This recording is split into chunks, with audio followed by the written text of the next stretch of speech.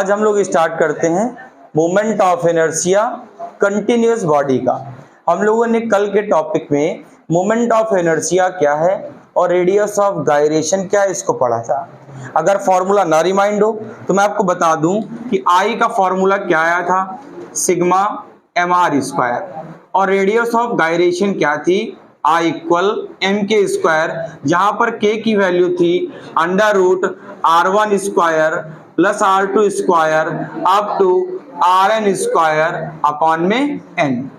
मतलब अगर हमको सिंपल सी बात थी बेटा कि ऑब्जेक्ट अलग अलग पोजीशन पर थे तो हमने लगाया था m1 r1 स्क्वायर और m2 r2 square and as it is mn rn square. लेकिन आज हम लोग कुछ इस तरीके से पढ़ेंगे कि सपोज दैट ये स्ट्रक्चर एक दे दे और ये एक्सेस ऑफ रोटेशन दे दे। अब कह दे यहां पर मास है, कितना मास दे दिया dm, और यहां से डिस्टेंस उसकी दे दी बेटा r। अब कहा बताइए इस मास के लिए, इस एलिमेंट के लिए आपका इनर्शिया कितना होगा। तो ऐसी बॉडी के लिए जो कंटिन्यूअस मास के डिस्ट्रीब्यूशन पे डिपेंड होती है तो वैसे फॉर्मूला हम पढ़ते हैं बच्चा I equal m1 r1 square plus m2 r2 square up to mn rn square. ऐसी सिचुएशन में हम क्या लगाएंगे, I किसके इक्वल इंटीग्रल ऑफ डी। क्या करेंगे हम लोग, अब इंटीग्रेशन का पार्ट यूज करेंगे। I किसके इक्वल इंटीग्रेशन ऑफ डी, तो इसको क्या लिखेंगे बेटा, integral of dm into r square. अभी तक हम ये फॉर्मूले यूज करते थे, इन फॉर्मूलों पर वर्क करते थे। अब ये फॉर्मूले यहाँ वैलिड नहीं होंगे। अब यहाँ पर फॉर्मूला वैलिड होगा I equal integral dm into r square. इसके लिए कुछ डेफिनेशंस हैं जो आपने अभी कुछ दिन पहले ही सेंटर ऑफ मास के चैप्टर्स में पढ़ी होंगी, जिसमें linear mass density, surface mass density और वॉल्यूम मास डेंसिटी, ये 3 डेफिनेशंस थी। हमने 1D के लिए क्या पढ़ा था, लीनियर मास डेंसिटी जिसको कहते हैं आप लोग लैम्डा, और लैम्डा की बेटा वैल्यू होती है m/l, लैम्डा इक्वल होता है m/l। ऐसे 2D ऑब्जेक्ट के लिए हमने पढ़ा था सिग्मा, और सिग्मा को कहते हैं सरफेस मास डेंसिटी, कुछ लोग एरियल मास डेंसिटी भी कहते हैं। इसका फॉर्मूला क्या था बेटा, m/a था। ऐसे बेटा रो क्या था, जब 3D स्ट्रक्चर हो, 3D में क्या कहते हैं, मास पर यूनिट वॉल्यूम। तो ये 3 फॉर्मूले हम लोगों ने सेंटर ऑफ मास के चैप्टर में यूज किए थे, ये यहां पर भी यूज होंगे। 3 फॉर्मूलों को याद रखिएगा। लैम्डा क्या है, linear mass density mass upon length. Sigma क्या है, surface mass density mass upon area. और रो क्या है, वॉल्यूम मास डेंसिटी, इसका फॉर्मूला मास अपॉन वॉल्यूम है।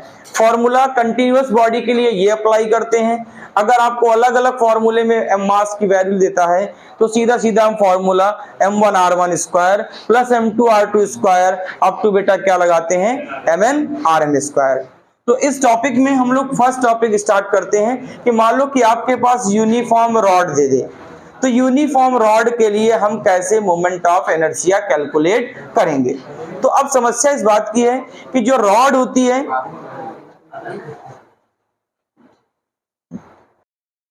तो फर्स्ट हम बॉडी लेते हैं बेटा यूनिफॉर्म रॉड। सबसे पहले हम यूनिफॉर्म रॉड का बेटा मोमेंट ऑफ इनर्शिया कैलकुलेट करेंगे। कहां पे कैलकुलेट करेंगे, ये मैटर ज्यादा करता है। कहां से करेंगे बेटा,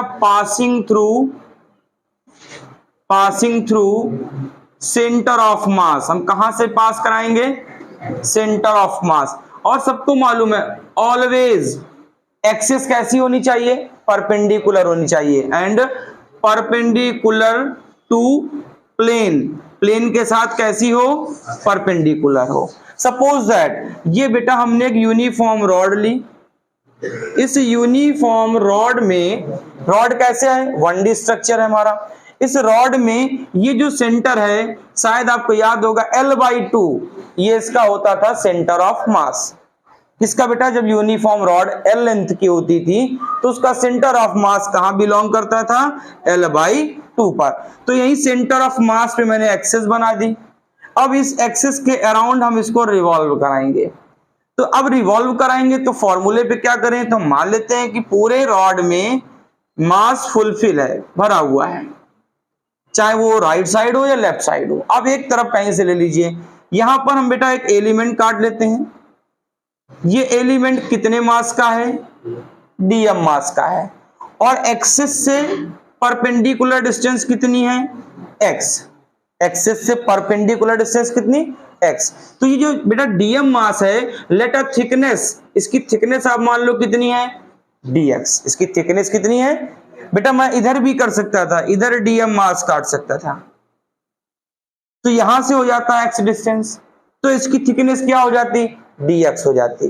अब जरा ओवरऑल देखो, क्या बेटा मैं इसको मीन पोजीशन मान लेता हूं, इस एक्सिस को मीन पोजीशन, तो अगर मीन पोजीशन मानो तो x इक्वल 0, अगर मीन पोजीशन इसको लेट कर लो तो x इक्वल 0, तो क्या मैं इधर कितना जा रहा हूं, प्लस का l/2, इधर कितना है प्लस का l/2, और इधर कितना है माइनस का l/2। इसका मतलब है x बेटा राइट साइड है l/2 और x लेफ्ट साइड है माइनस l/2।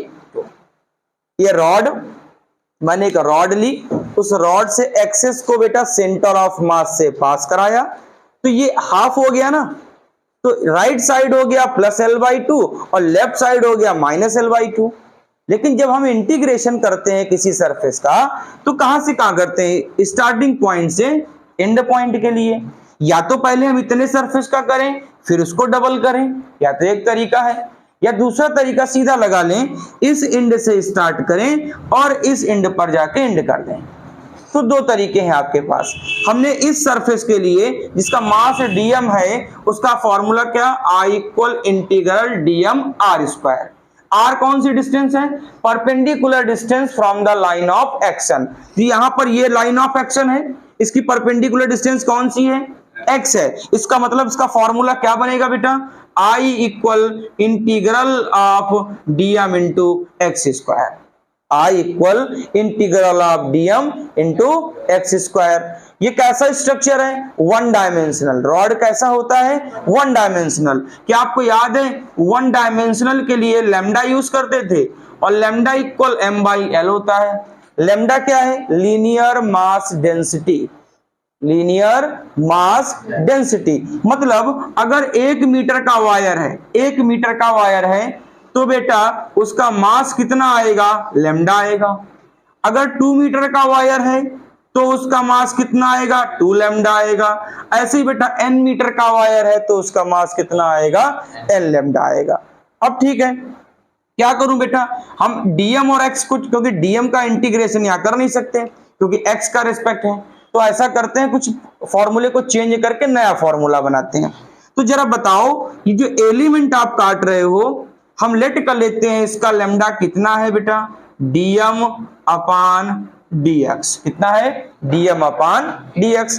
भाई पूरे का है m/l, पूरे सरफेस का m/l, तो छोटे सरफेस का कितना, m की जगह dm और l की जगह dx, तो लैम्डा क्या बन गया, dm अपान dx। बताओ यहां से dm की जो वैल्यू मिल रही है वो कितनी है बेटा, lambda into dx, lambda into dx। जरा dm की जगह वैल्यू रखो बेटा, तो I मिल गया इंटीग्रल dm की जगह लैम्डा dx इंटू बेटा एक्स स्क्वायर। हम क्या करें, लैम्डा को बाहर कर लें, तो लैम्डा को जरा बाहर कर लो, तो यहां से फॉर्मूला बन गया lambda integral of x square dx। बोलिए इतनी बात कंफर्म है, लैम्डा को बाहर कर लिया और एक्स स्क्वायर dx। क्या लिमिट आपको दिख रही है, ये स्टार्टिंग पोजीशन कितने में है, माइनस l/2, और इंड वाला कितने पर है, l/2। तो बेटा हम कहां से कहां स्टार्ट करेंगे, माइनस l/2 से लेकर कहां पहुंचेंगे, l/2 तक। एक तरीका और है इसका, इसको 0 मान लीजिए, 0 मान लीजिए और l/2 तक ले जाइए, 0 से लेकर l/2 तक जाइए, लेकिन बाद में आपको डबल करना पड़ेगा क्योंकि उतना ही पोजीशन इधर भी है। तो सीधे सीधे हम ऐसा करते हैं ना कि माइनस l/2 से स्टार्ट करके कंप्लीट बेटा l/2 तक ले चलते हैं। अब बताओ लैम्डा की वैल्यू क्या है, होल स्ट्रक्चर का लैम्डा क्या है, होल स्ट्रक्चर का, पूरी रॉड का लैम्डा कितना है, ये लिखा है, पूरी रॉड का लैम्डा कितना, m/l। तो लैम्डा की जगह लिखो m/l। जरा आपको याद होगा बेटा इंटीग्रेशन x की पावर n dx, क्या फॉर्मूला, x की पावर n+1 अपॉन n+1। बेटा n कितना है यहाँ पर, यहाँ n कितना 2, तो 2 में 1 ऐड करो 3, उसी को अपॉन में लिख दो। तो क्या मिला बेटा, x cube by 3 from -l/2 से लेकर +l/2। अब बताओ आई की वैल्यू क्या बेटा, m अपान l, जरा वैल्यू अप्लाई करिए बेटा। x की जगह l/2 लिखो, तो x की जगह l/2 का क्यूब, ठीक है, और बाई 3 अपॉन में 3। फिर बेटा माइनस, फिर माइनस माइनस, क्योंकि यहां बीच में माइनस है और लिमिट में यहां पर भी माइनस है, तो माइनस माइनस प्लस, क्या बनेगा, l/2 का क्यूब, x की जगह l/2 का क्यूब बाई 3। तो बताओ यहां पर I equal m upon l, बेटा ये बन गया l क्यूब बाई 8, 2 2 जा 4 2 जा 8 और 8 3 जा बेटा 24। तो अंदर क्या बचा, l क्यूब बाई 24 प्लस बेटा l क्यूब बाई 24। बताओ i equal m by l, तो बेटा यहां फॉर्मूला क्या बना, 2l क्यूब अपान 24, ठीक है, 2l क्यूब अपान 24। एक l से एक पावर कैंसिल, तो 2 बच गए, ठीक है। 2 से बेटा कितने टाइम्स कैंसिल, 12 टाइम कैंसिल। तो बताओ i की वैल्यू कितनी मिली, m l स्क्वायर बाई 12।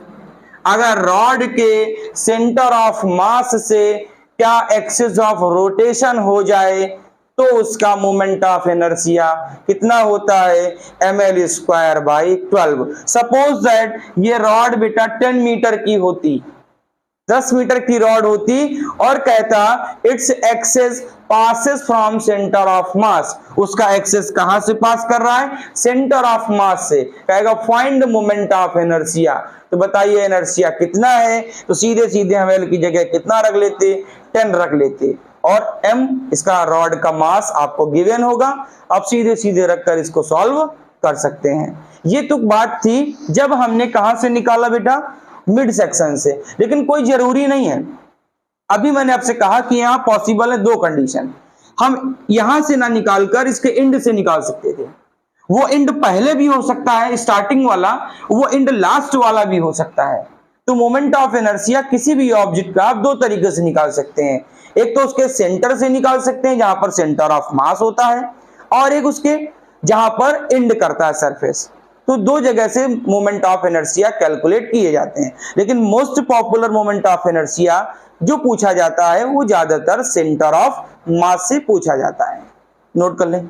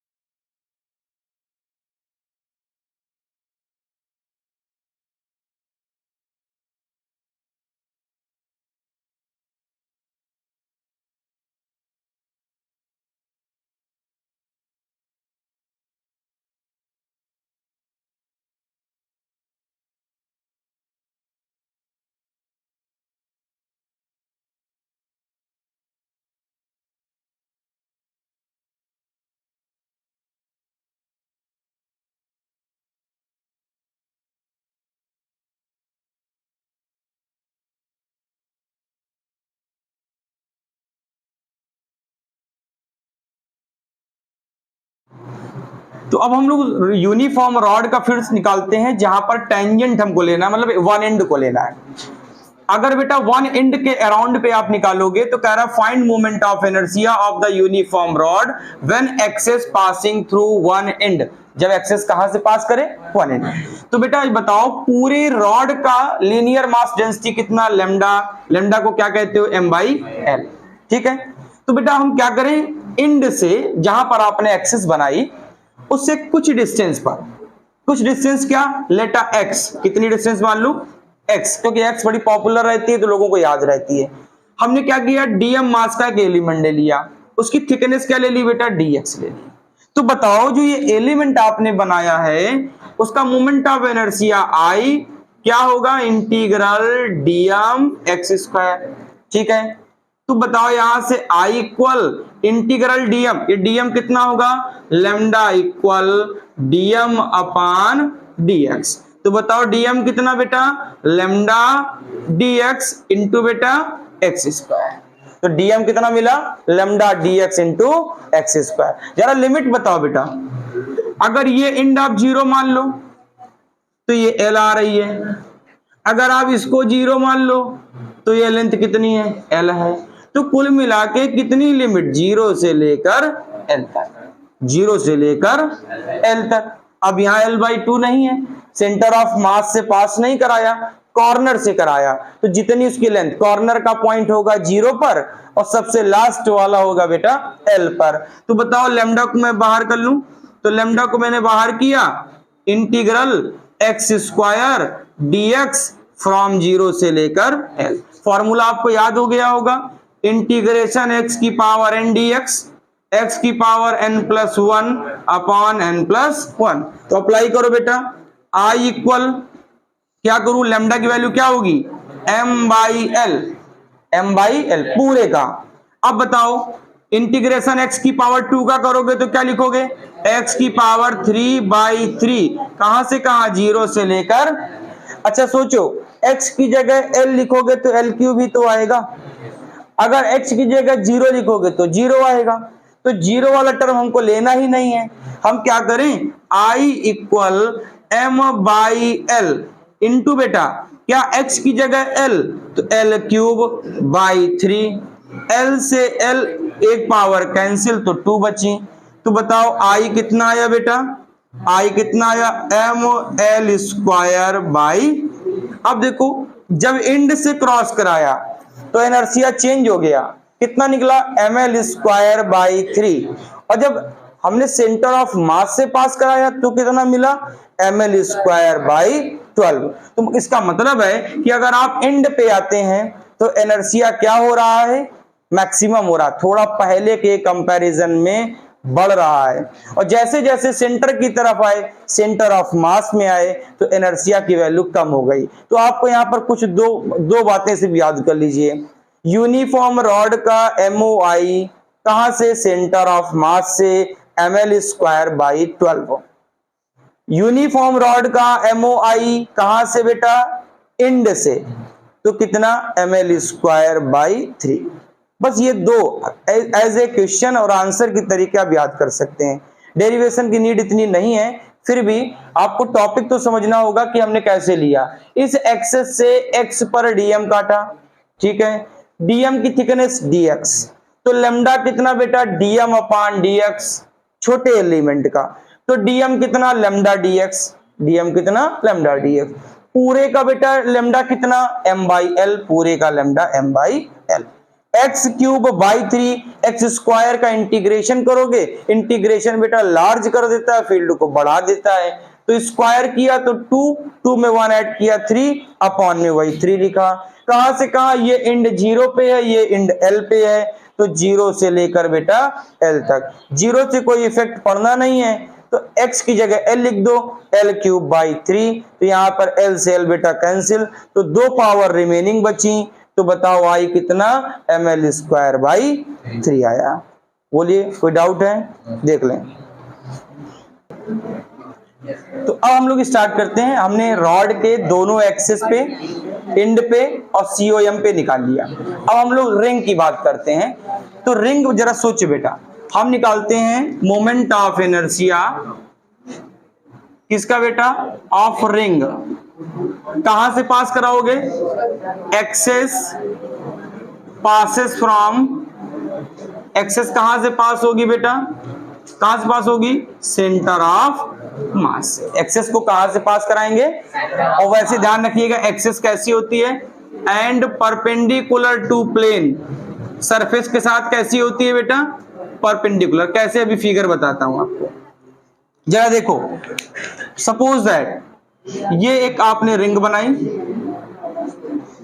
ठीक, इस रिंग पे थोड़ा सोचना समझना। सपोज दैट एक आपने रिंग ली, ठीक, एक रिंग है, और उसकी एक्सिस, जो एक्सिस है वो सेंटर ऑफ मास से पास करे, तो या इस तरीके से पास करेगी या तो इस तरीके से पास करेगी। अब 3D स्ट्रक्चर में ये रिंग, इस रिंग को हमने ऐसे रखा और इसकी एक्सिस सेंटर ऑफ मास से पास कर गई। लेकिन जब हम फिगर बनाएंगे बेटा यहां पर, तो शायद एक्सिस आपको इस तरीके दिखती है, लेकिन एक्सिस इस तरीके ओरिजिनल नहीं है। इसकी एक्सिस एक तरह से ये रिंग है और रिंग में एक्सिस उसके सेंटर से क्रॉस कर रही है। अगर आप टॉप व्यू ऊपर से देखोगे तो आपको दो चीजें फील होंगी कि या तो एक्सिस अंदर की तरफ जा रही है या तो एक्सिस बाहर की तरफ आ रही है। तो ये इसकी एक्सिस हो गई। अब थोड़ा सोचो बेटा, यहां पर जो रिंग है, रिंग बीच में हॉलो होता है, खाली होता है, लेकिन एंड पे फुलफिल होता है, एंड पे भरा होता है। तो एंड पे भरा होता है, इसका मतलब है कि ये इसका सेंटर ऑफ मास। तो बताओ यहां पर अगर हम बेटा डीएम काटते हैं तो इसकी डिस्टेंस कितनी है, आर। अगर हम बेटा यहां पे डीएम काटते हैं तो इसकी डिस्टेंस भी है आर। अगर हम यहां पे डीएम कट करते हैं तो बताओ ये भी डिस्टेंस कितनी है, आर। ठीक है, इसका मतलब है कि mass are uniform distributed at the surface. उसके मास जो है उसके सिर्फ और सिर्फ सरफेस पर भरा हुआ है। आपने रिंग को देखा होगा, जो रिंग में जो छल्ले होते हैं, आप उसको गौर से देखिए तो जो बीच का स्ट्रक्चर तो खाली होता है, लेकिन जो कॉर्नर होता है वहां मास भरा होता है। आप व्हील से समझ लीजिए, व्हील को थोड़ी देर एज्यूम कर लीजिए व्हील, और व्हील में स्पोक्स नहीं है, तो सिर्फ मास कहां पे, उसके टायर पे होगा, रिम पे होगा, बाकी अंदर की सरफेस पे तो नहीं होगा। इसका मतलब मास कहां है, इस सरफेस पर। तो मास कितना है बेटा, डीएम है। अब फॉर्मूला आप जानते हो कि I इक्वल होता है इंटीग्रल डीएम आर स्क्वायर। अब थोड़ा सोचो, क्या यहां पर R चेंज हो रहा है, क्या R सेंटर ऑफ मास से चेंज हो रहा है? सब जगह R चेंज हो रहा था। रॉड में डिस्टेंस बदल रही थी। आपने रॉड का फिगर अगर देखा होगा तो रॉड में क्या था, ये सेंटर था, यहां से बेटा यहां स्ट्रिप काट सकते थे, डिस्टेंस बदल गई।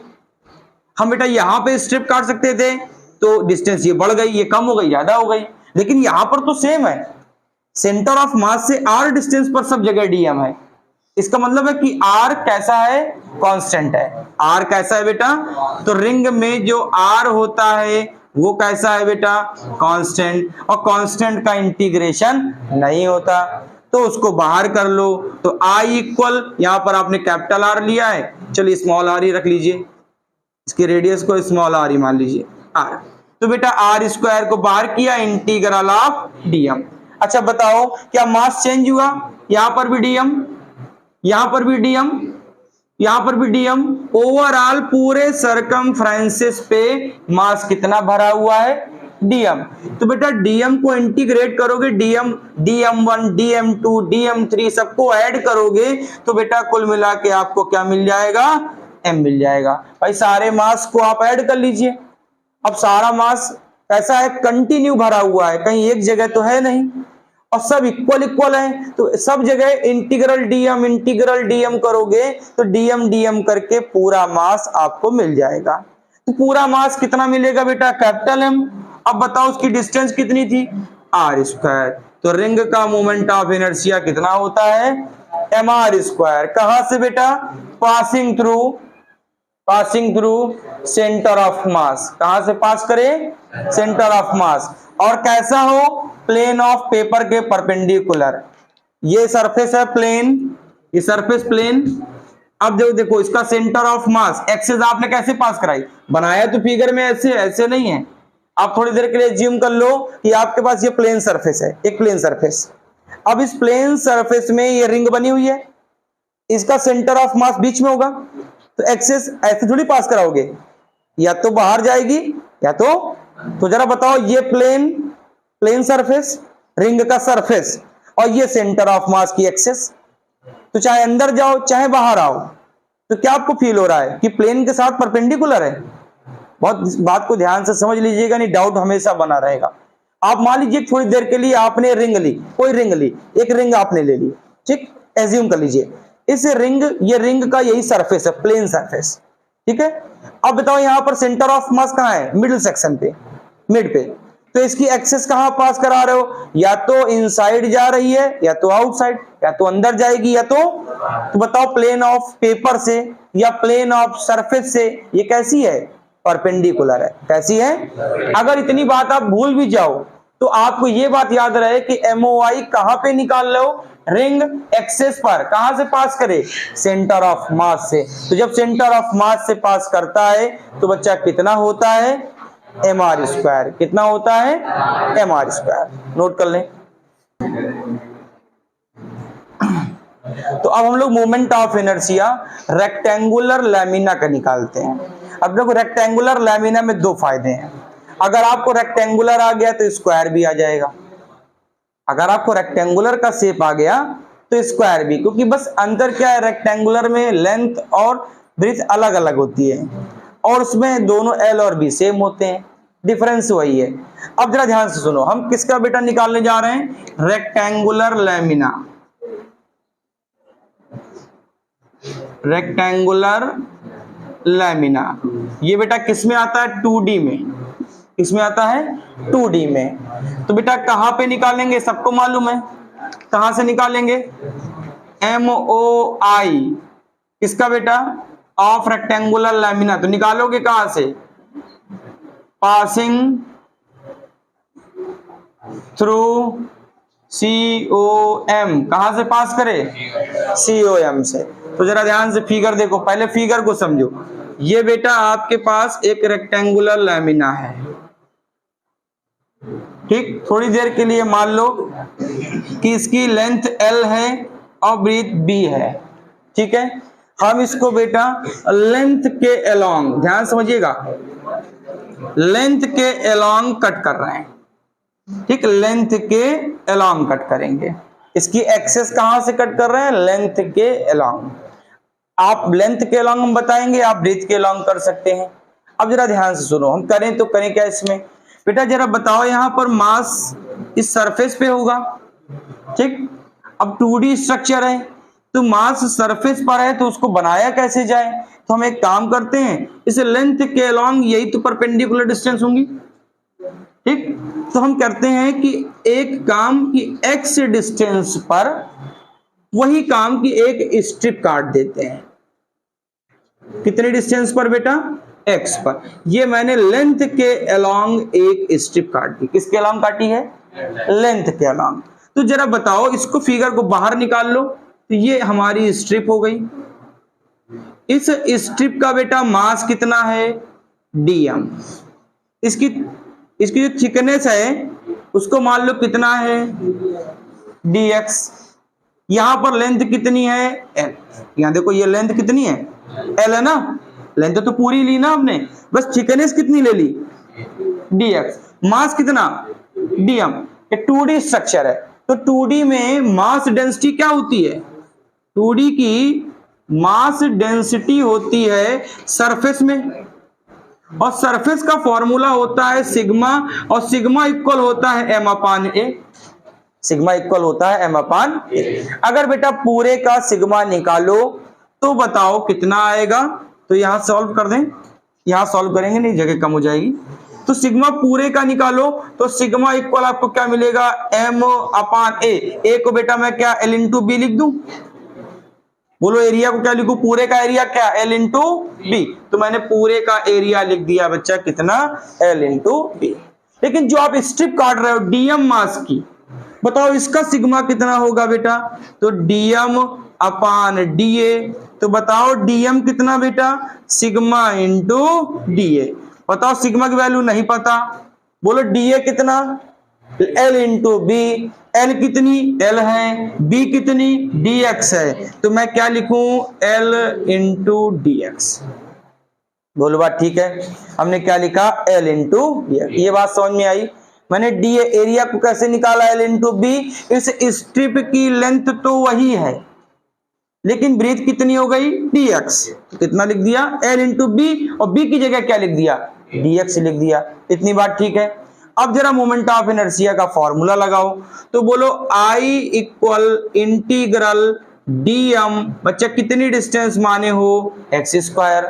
I equal integral of dm, बच्चा कितनी डिस्टेंस, x, तो इंटीग्रल dm x स्क्वायर। बेटा dm की जगह क्या लिखोगे, dm की जगह लिखोगे सिग्मा एल dx। तो लिखो बेटा I इक्वल इंटीग्रल dm की जगह sigma L dx into x square. बेटा जरा देखो, x का dx के रिस्पेक्ट में इंटीग्रेशन होगा, ठीक है, लेकिन अब किसका रिस्पेक्ट नहीं बन रहा है यहां पर, क्योंकि सिग्मा का नहीं बन रहा, एल का नहीं बन रहा, तो सिग्मा और एल को बाहर निकाल लो। तो I equal sigma L integration x square dx। बोलो बात ठीक, इंटीग्रेशन एक्स स्क्वायर dx। जरा देखो बताओ यहां पर लिमिट क्या है बेटा इसकी, ये बताओ, ऐसे लॉन्ग काट रहे हो, ये x इक्वल 0 मान लूं, x इक्वल 0 मान लूं, जितना आधा इधर आधा इधर। अब सोचो, थोड़ा सा दिमाग लगाओ कि आधी डिस्टेंस इधर है और आधी डिस्टेंस इधर है, तो आधी डिस्टेंस को हम क्या लिखेंगे बच्चा, अरे आधी को क्या लिखेंगे, इसके अलोंग काट दिया ना आपने, देखो, तो ये होगा माइनस बी बाई 2 और ये होगा प्लस का बी बाई 2। फिर गौर से देख लीजिएगा, इधर का डिस्टेंस कितना, आधे में काटा तो माइनस बी बाई 2, इधर वाला कितना बचा, प्लस बी बाई 2। तो पहले इसको आप सॉल्व कर लो। तो बताओ I इक्वल सिग्मा की वैल्यू चाहो तो रख लो यहीं पर, सिग्मा की वैल्यू ओरिजिनल क्या है, m अपान एल बी, m अपान एल बी। तो यहां पर लिख लो m अपान एल बी इंटू बेटा कितना है l, इंटू कितना है l। जरा बताओ x स्क्वायर का इंटीग्रेशन करो क्या आता है, x क्यूब, और अपॉन में क्या लिखते हैं, 3 लिखते हैं, तो x क्यूब अपान 3। बोलो इतनी बात ठीक है। बेटा l से l कैंसिल, एल से एल कैंसिल, तो आई बोलो कितना, m बाई बी। अब लिमिट लगा दो, 3 को बाहर कर सकते हो, कर लीजिए, 3 को बाहर कर सकते हो, यहां लिमिट लगेगी भी नहीं। तो बताओ यहां कितना बेटा, एक्स क्यूब, कहां से कहां, इसके ये आधा कितना, माइनस बी बाई 2, और ये आधा कितना, प्लस बी बाई 2। इधर का राइट साइड प्लस और लेफ्ट साइड माइनस, तो बताओ कहां से कहां, माइनस बी बाई 2 से प्लस का बी बाई 2। बोलो बात ठीक है। ये हमारे पास लामिना की मान लीजिए कि ब्रीथ है, आपने यहां से काट दिया तो ये हाफ ये, तो इधर वाले को क्या लिखोगे, इसके रिस्पेक्ट में इधर माइनस है और इसके रिस्पेक्ट में इधर प्लस। यही तो होता है, मतलब जहां पर एक्सेस का कोऑर्डिनेट होता है वो राइट साइड प्लस होता है, लेफ्ट साइड माइनस होता है। तो ये बेटा राइट साइड प्लस है, लेफ्ट साइड माइनस है, तो माइनस बी बाई 2 से कितना, प्लस बी बाई 2। तो बताओ बेटा कितना आएगा, I equal M by 3b। बेटा वैल्यू रखो, x की जगह b बाई 2, तो कितना आएगा, b cube by 8, b cube by 8 आएगा कि नहीं आएगा। बेटा माइनस का 3 बार करो, 3 टाइम तो माइनस ही आता है, minus into minus into minus, तो माइनस ही आएगा। फिर बेटा लिमिट में बीच में क्या होता है, माइनस, तो minus minus plus B cube by 8। तो बताओ I equal m by 3b into बेटा 2b क्यूब अपान 8। तो b से b एक पावर कैंसिल, 2 बची, 2 4 जा 8, 4 3 जा 12। तो I equal m b square by 12। बोलो ठीक है, इतनी बात ठीक। ये तो तब मिला जब हम किसके अराउंड निकाले थे, लेंथ के अराउंड। अगर बेटा मैं इसको यहां से काट देता, तो यहां से काटता तो आप x डिस्टेंस पर यहां पे स्ट्रिप काट लेते, ठीक है। तो बेटा ये क्या बन जाता, dm, क्या बन जाता। अब देखो आपने जब ऐसे काटा तो लिमिट कितनी, l का आधा ऊपर l बाई 2 और l का आधा नीचे माइनस l बाई 2। तो भैया अब लिमिट कहां से कहां चली जाती, माइनस के एल बाई टू से प्लस के एल बाई टू तक। जब हम इसको कैसे कट करते हैं बेटा, हॉरिजेंटल में। कैसे कट करते हैं, हॉरिजेंटल। जब आपने वर्टिकल में कट किया ब्रीथ के अलोंग में तो आपको मिला mb स्क्वायर बाई 12। अगर बेटा इसको ऐसे कट कर दोगे, सेम प्रोसेस, सिग्मा m अपान एल बी ही होगा।